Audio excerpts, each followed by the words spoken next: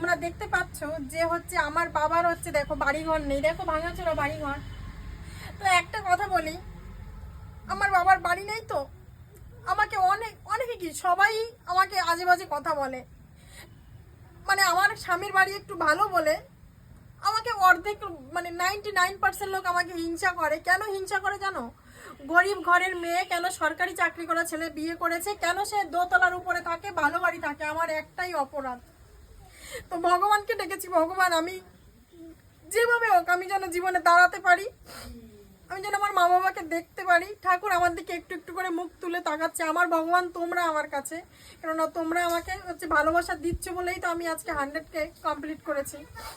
3 বছর ধরে আমি চেষ্টা করেছি, আমি পারিনি। বিশ্বাস করো 3 বছরে 50,000 হয়েছে, আর 4 দিনে 50,000 হয়েছে। আমার 4 দিনে 50,000 হয়েছে। আমি ভাবতে পারিনি এত তাড়াতাড়ি তোমরা আমাকে এত ভালোবাসা দেবে।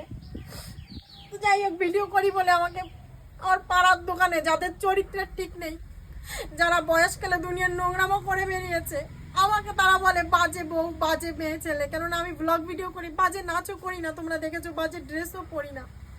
তো যার চরিত্রের ঠিক নেই সেও আমাকে আজে বাজে কথা বলেছে। তো তাদের উদ্দেশ্যে বলছি যে তুই আমার নামই করবি সারা জীবন, তোর নাম করার আমার টাইম নেই। আর ভগবান যেন কোনোদিন আমার সেই টাইম দেয়ও না যে তোদের নাম আমার করতে হবে।